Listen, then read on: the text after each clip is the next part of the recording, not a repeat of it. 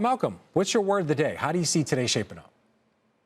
Yeah, so my word of the day is chaotic. Kind of sticking with the theme of the last couple of segments in the show, specifically because the Trump administration rolled into town last month and inherited a really strong economy, a really strong labor market, a stock market that was poised to keep on running for another couple of years. But the approach to the tariff war so far has been pretty chaotic with the stop and start, especially with our two trading partners to the north and to the south of us. And I think that that is causing a little bit of concern among investors and has the potential to give back a lot of the positives that I started off talking about.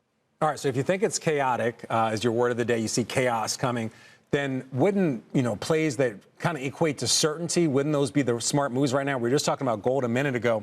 Gold up about 0.75%. Goldman out with a new price target on gold, 3,100, and then treasuries. What's safer than a treasury right now? Well, I mean, there's no such thing as certainty in this market, right? But I do think that we should also consider the fact that in 2016, there were a number of industries that we thought were going to thrive under Trump 1.0 that ultimately weren't the sectors that ended up doing the best. That's part of the reason that a lot of investors have been lining up their chips to get into some of the more predictable things like energy. But I do think that realistically, there are a couple of places that the chaos is probably more likely to breed some opportunities than other places that are a little more obvious. Well, Malcolm, do tell. Hit us with some of the areas you think are going to see opportunity from all this chaos. Yeah, well, one of those, since you teed me up for it, is cybersecurity, right? So the aggressive stance toward China, we've seen what DeepSeek is capable of, or at least what they're willing to tell us about publicly, which also creates an opportunity for some bad actors to create different campaigns, different cyber threats a lot more cheaply and a lot more efficiently, which then means that we have to beef up our security on this side to be able to thwart those threats. And so I think that cybersecurity is a place that's going to get a lot more funding from both state and federal government agencies, as well as some of the bigger enterprises that need to make sure that they protect the house.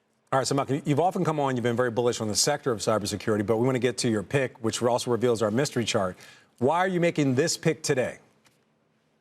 Yeah, so Palo Alto Networks is my favorite pick for the entire year. And the reason, one, I understand that the stock is selling off a little bit. Investors feel like it's gotten a little bit ahead of itself, especially with the latest earnings report. But the latest earnings report was the fourth in a row since they started using the word platformization that's actually proving the strategy has legs. They started giving away services to some long-standing customers to entice them to stick with them and sign longer-term contracts. And we're seeing that in the form of annually recurring revenue that has significantly increased since they started using that word. And so I don't know that this is necessarily the place you start buying this stock with both hands, but I definitely think that it's a place that if you don't own it, you do want to start making your way in from here.